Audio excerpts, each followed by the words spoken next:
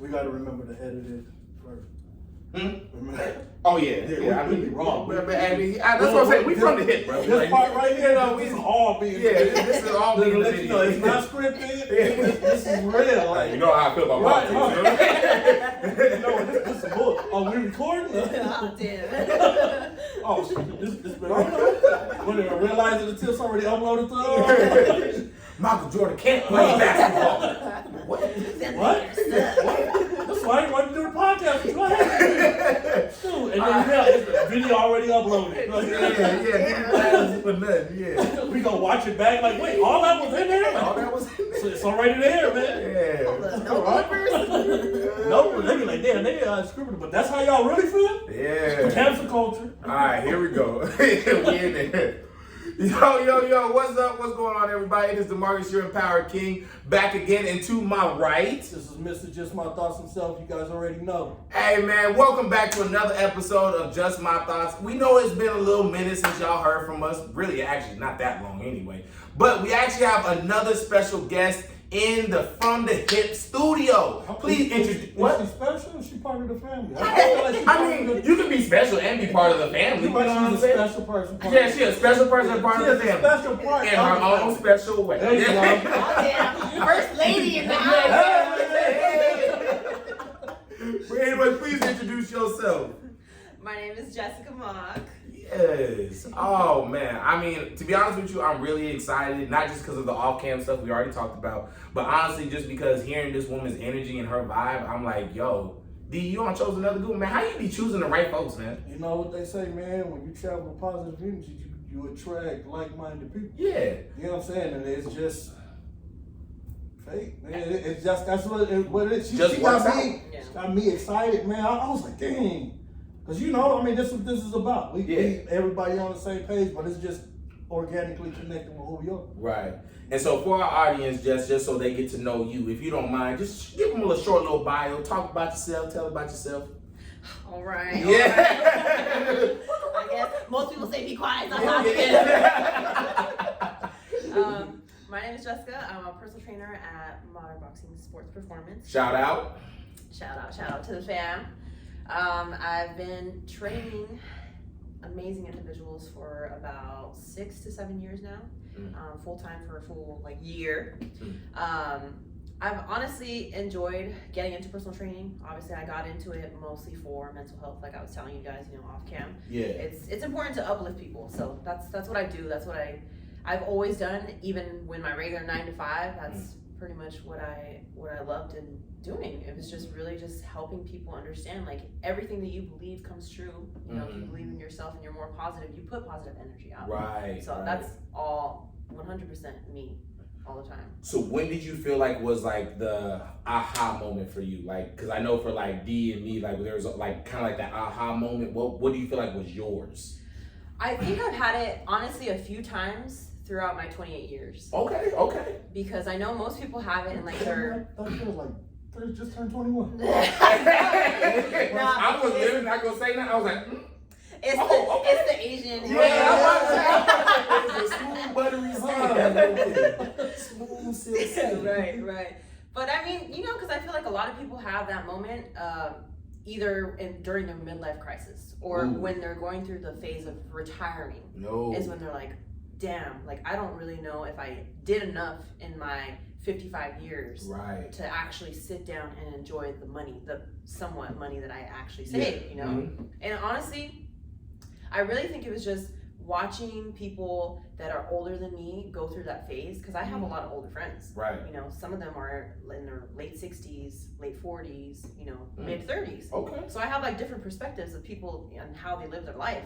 And I just realized at the age of 16, watching people go through phases of going into college or graduating from college and then starting their career and then realizing damn, I spent 4 years doing something and I really hate this job. Yeah. And now I'm stuck because I gotta pay for this loan. Facts. And then that moment I was like, okay, one, I don't know if school is for me because I have an artistic mindset. And it's natural because people that are into other individuals that are very outgoing, I think we all think differently. Yes. We think differently just because it's natural. It's an artistic, thing that you have in your body And by the time I was in my 20s, I realized like, okay, obviously I'm not enjoying school. I want to try and see if I want to be a business owner. So I honestly tried different jobs, different types of businesses, just to see, you know, what it is that makes my brain tick.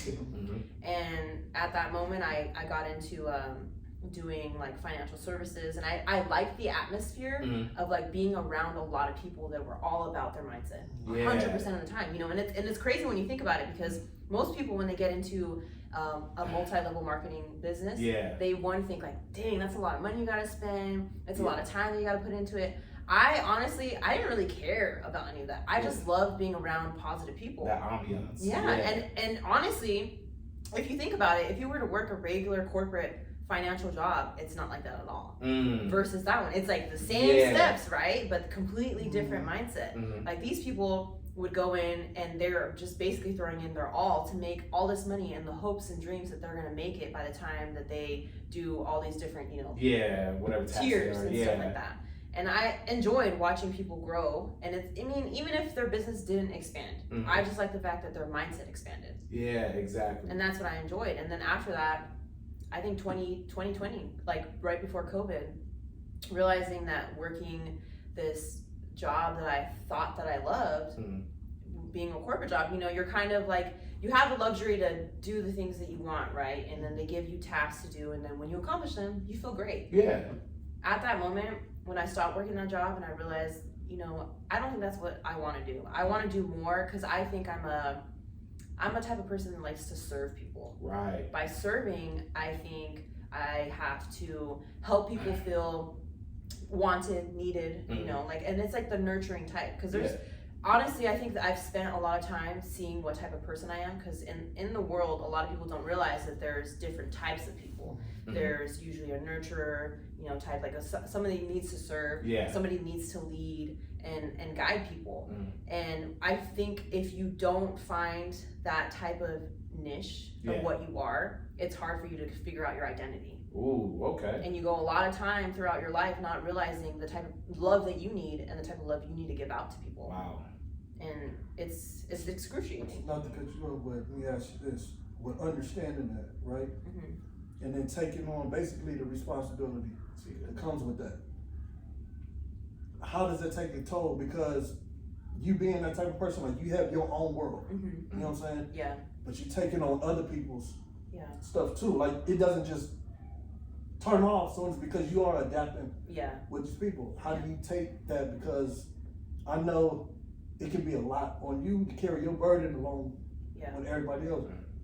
What helps you get through that, or what helps you like be able to maintain that on top of everything else personally? Like, how do you not allow other people to affect you, like what they got going on? Or just on top of your own life. On top of your own life. You know, so because that takes a great responsibility when you are taking on because you do, because you, especially when you love what you do. You can't help but to connect with the emotion and everything that comes with that. How do you manage? I think for me personally, I think it's natural instinct, because I've spent so much time figuring out my triggers, the things that I enjoy and the things that bring me joy. So for me, it's not a lot of work, because I know a lot of people become psychologists, one, for the money, or because they think that they want to help people. Right.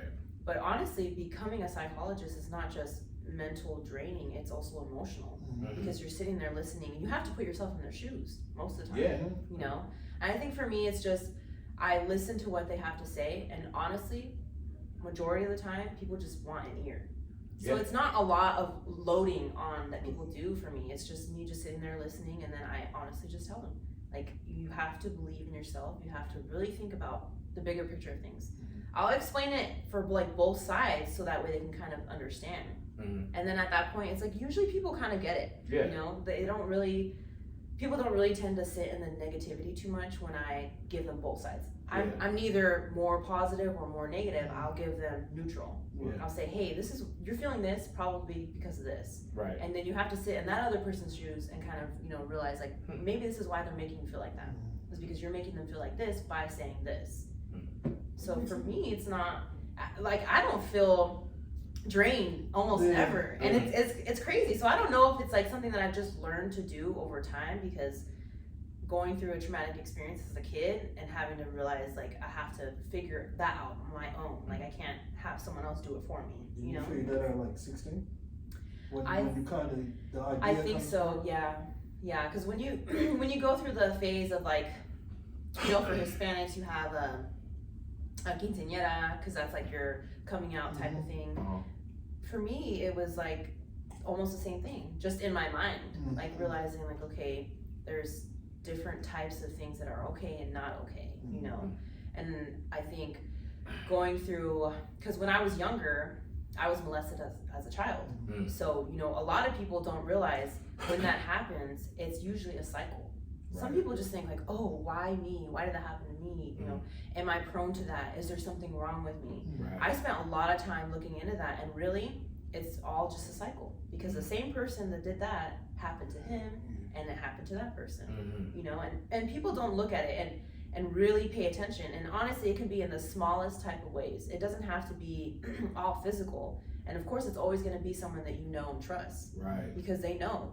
And those are predatory people because they understand, like, because they went through it, right? Because they have that mindset of like, this is how it was done to me. I will make you feel comfortable to go through it. I mean, Oprah had a conversation and she said the same thing. Really? She said the same exact thing, and I completely understood. A lot of people felt uncomfortable about the way that she said it, but it's true. It's true, because, and it's any life cycle, any traumatic experience, whether it has to do with gang violence or rape or anything like that, it takes a toll on your mental health, because if you don't sit there and actually think about it, everybody is going through something, and if you don't get control of the things that are happening to you, you will continue to put that same cycle on the people that you encounter throughout your life. And it doesn't have to be right away. It doesn't have to be that you intentionally do it. It happens slowly, and you don't even know.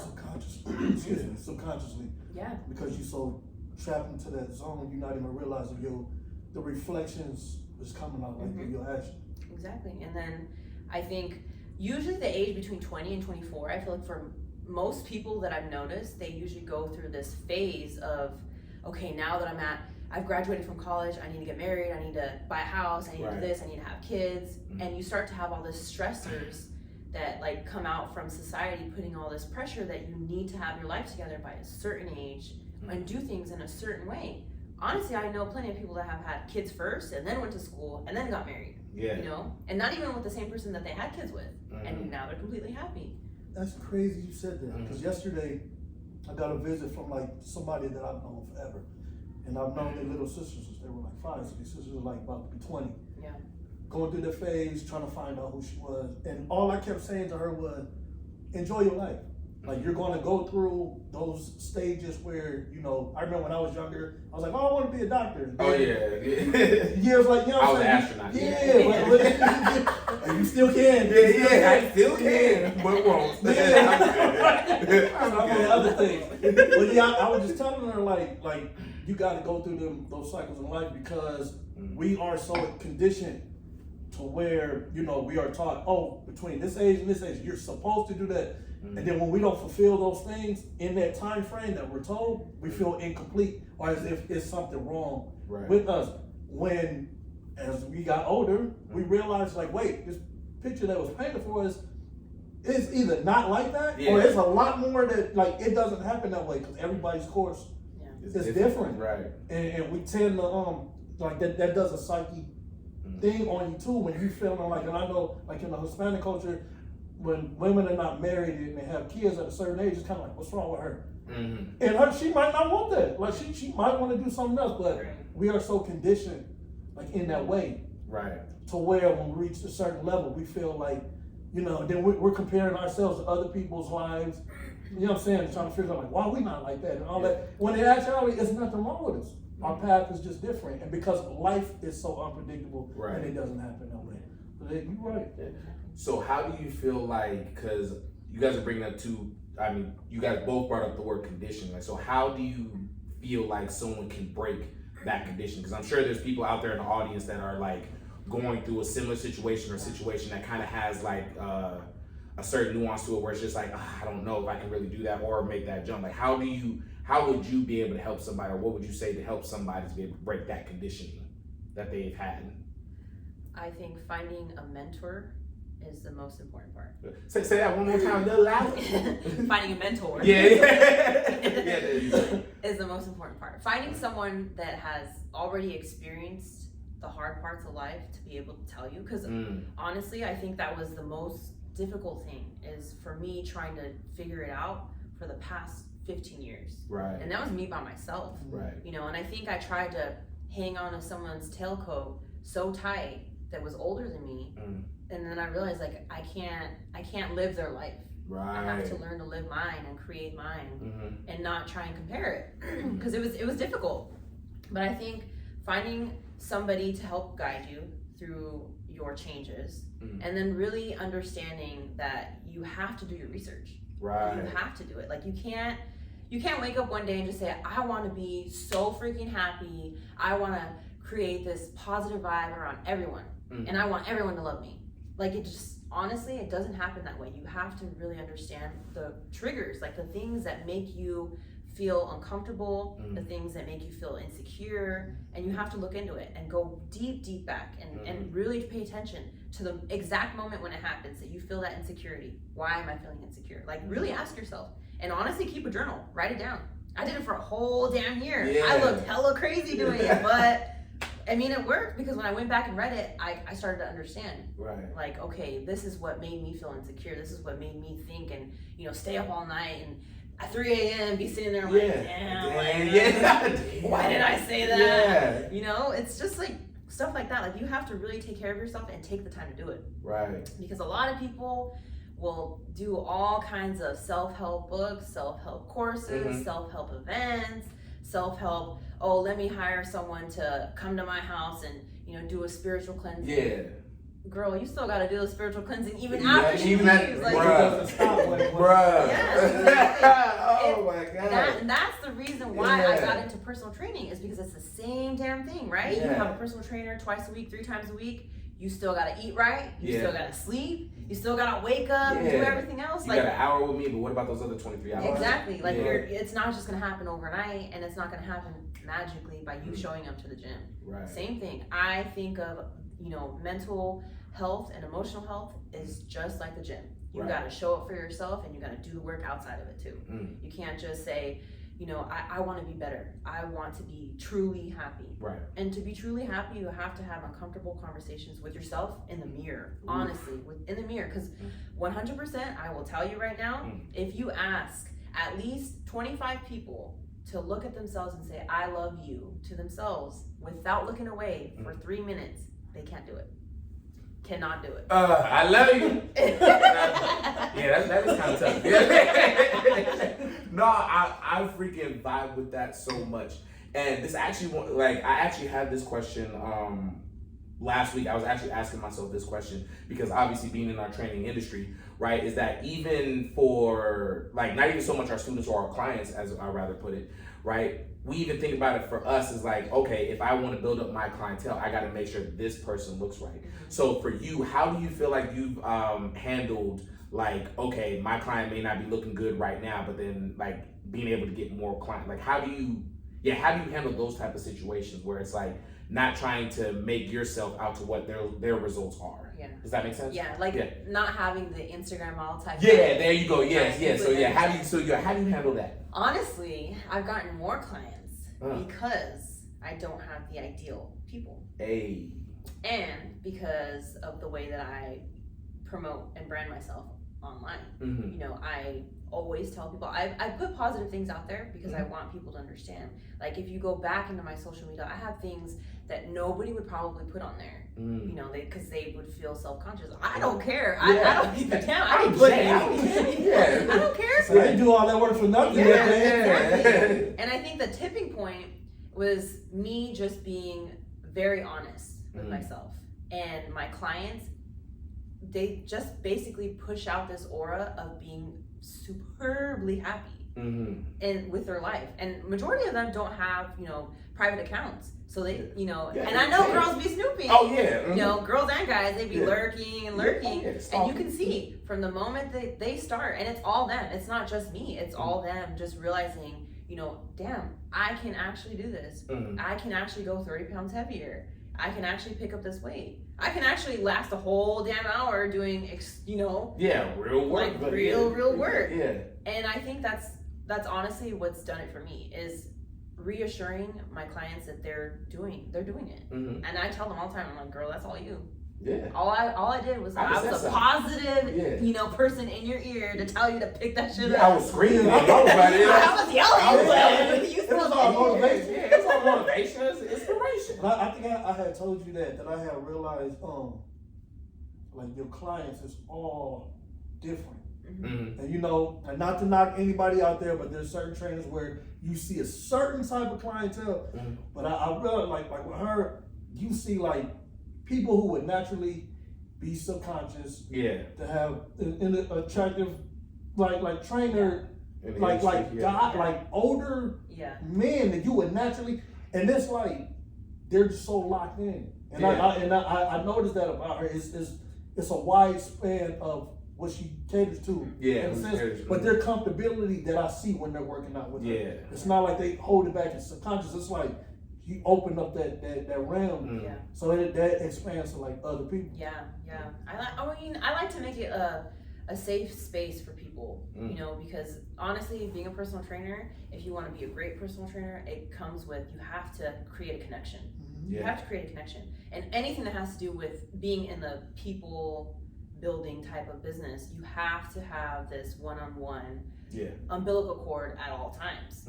Because this is essentially someone that you're helping change their life, not just physically but mentally, because now that they feel healthier physically and they can now do all these things in their mind, they're thinking, wow, I can actually jump rope longer, I can do this quicker, and then they start to feel a little bit better about themselves. They start to build a stronger connection of their self-awareness now at that point. And a lot of times it doesn't matter the age, there's a lot of people that don't have their own self-identity.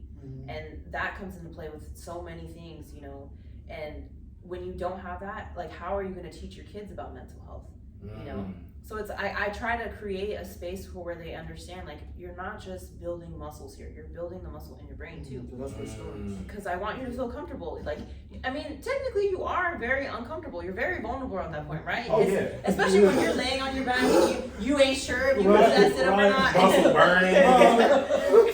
You want to stop 10 minutes. Like, I've had people tell me, I will legit pay you extra to let me stop 10 minutes. Hey, bro, that's enticing for me. Right? I'd be like, all right, you can take a break today. I'm like, no. But you're going to come back in the next 5 seconds. No breaks. You said, you got 5 seconds. You got 5 seconds. I'm like, oh, she crazy. She ain't going to take no money. I'm trying to pay you extra. Hey, that's the person you got to be careful of. That's right. Won't take a bribe. Right. You ain't. I'm the one suffering, and I'm trying to let you both of us, right? I'm trying to help you out. I'm like, all I want to do is stop.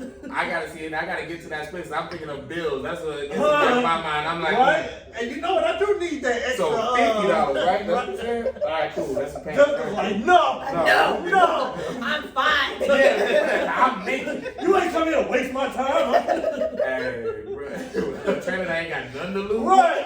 Hey, but that make you respect them, though. Hey, for real. That make you that brings a lot of respect. That your craft. It helps you. It helps them be motivated. Yeah, motivated. Because I was gonna ask you, like, how do you, or what is it that you think you instill in that person, like, when they leave you? Because most people, this hour I'm giving, as soon as this cut off, it's like, I'm done. Yeah. But then I know you, like, I know he's good at spotting, like, you ain't been working out. Yeah. Like he'll know. I'm talking, like, he'll know, like, this person ain't been you just did it when you was here, but when you went right back to your mess. Yeah. But to keep it right. Exactly. Yeah. But then they come back and you can see the progress, which gave you evidence that they've been working out outside of. But that right there, like that example you gave, because that brings belief. You're like, damn, this person won't take a couple extra dollars for, like, it's just 10 minutes. Like, I'm on the last, and you won't do that. You still, like, push them, like, no. Like, and that instills, like, you came this far. Resilience. And, like that drops that, like, that belief in them, to keep going. It's like, damn, because there's a reason. You might not understand it. You might be like, she crazy as bad shit. But you might, but it's like, damn, she wouldn't let me quit. Right. You know what I'm saying? And I can see how that will motivate them when they get home. It's like, damn, let me. Yeah. You know what I'm saying? Because they like, damn, when I didn't believe I couldn't go the extra mile, I was like, you showed me I can. Yeah. And that it inspires them to. Heck yeah. I think that's why every client of mine, when they leave with a smile. Yeah. I can't ever. And a tear. Yeah, and a tear. Maybe a little bit of sweat. Shaking. Like, damn. Why are you twerking, John? There ain't no music playing. But yeah, it's honestly just because I needed that. I create the type of person for specific people that I needed when I was growing up, or when I was going through a tough time, or when I was trying to be a better person. And that's the thing, is that honestly, there's not enough people in the world that have that part of their brain that turns on and says, okay, this person obviously needs help, so I'm going to. And it's just going the extra mile. Like, going the extra mile does so much, and people don't realize that. Like, you don't have to expect anything in return. As long as you do it, you will always be granted all kinds of opportunities, just based off of putting positive energy out in the universe. It will always bounce right back, times 10. And people don't realize that. Like, I do things not for the money, not for fame, nothing. Not just for anyone to say, hey, great job, I saw what you were doing, I hate when people do that. I'm like, don't watch me. Don't look at me. Don't even look my way. Don't put that on me. Exactly. It's just, people don't take the time. And I don't know if it's just because they're lazy, or just because the world makes you feel like there's no time to be nice. There's no time to make time for other people. Like, why do that? That's a waste of time. That's a waste of money. People are selfish. Yeah. Naturally. Like, it's at a convenience for people. Yeah. You know what I'm saying? There's certain entitlement, maybe. I'm not even gonna say entitlement, because I just think we are so, like anything in the world, it doesn't really affect people until they experience it personally, instead of just having that compassion, like, damn, that's just not right. Yeah. What's right and wrong. And people, like, I should say, like, just even what my journey for this. Like, I don't have to speak on who I am, because people know. Yeah. And, I give love just for the fact of giving love. You doing good, I want everybody to know and all that stuff. And so, like, my issue growing up is I've always had a problem asking for help. But because the help has never really been there. And I feel there's certain things that, I shouldn't have to ask for certain things. And again, I'm just conditioned a certain way. I don't even know if it's conditioned. It's just, I just looked at the world like that. Like, I want my people, if I got it, y'all got it. Yeah. But it's one hand washes the other. It's not like baggage or whatever. Yeah. But and it blows my mind when I don't see that naturally in other people. And that helps me realize, like, everybody's different. And I always say, we make the biggest mistake by expecting to see us in other people. Like, you can't expect you from somebody else. Right. But the test, my biggest test is, because I've never had a problem saying no. I'll tell you, get the phone like quick. But my biggest test is to not be that person, because anything like I achieve, like, all that's for you. That's like, okay, cool. Like I got it. I just feel, but it's never just to prove you wrong. Because to me, when that's your motivation to prove it to somebody, once you achieve it, where's the fulfillment? Yeah, it's a limit. You know what I'm saying? And I just know in the back of my mind, like, you're going to see me, but no bitter feelings, because you're not about to dampen whatever it is I got going on. But that's just like in life, period. And I think we are so consumed in what we go through personally, which you can't really blame people for that. But the world is bigger than you. You know what I'm saying? And that leads me into, like, my next question for Jay is, like, how do you feel like the traumas you've experienced in your life have shaped you to who you are now? But before I let you answer that, thank y'all so much for watching From the Hip. Y'all already know how it goes. If y'all want to watch it, y'all got to watch the next episode and tune into next week, because y'all know how this all goes, man. Hey, this is how we do it. You know what I'm saying? I'll be like, one next time. Hey, y'all, but that has been another episode of From the Hip. I am Jamarcus, your Empowered King. You can find me at I am _the_empowered_king. And to my right, I'm gonna be honest, I hate introducing myself. I don't know why, but you know, Mrs. Be Your Girl. Mrs. Be Your Girl.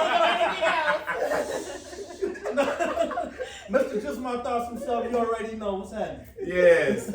And right here we are special guest. Me, just Buff Jazz. Mr. Your ass. Yeah. You know. All right, y'all. Tune in next week for the next episode. Love y'all. Peace. Have some fun, y'all. Cool. Go ahead, press pause. Thank you, sir. That was 30 minutes easy.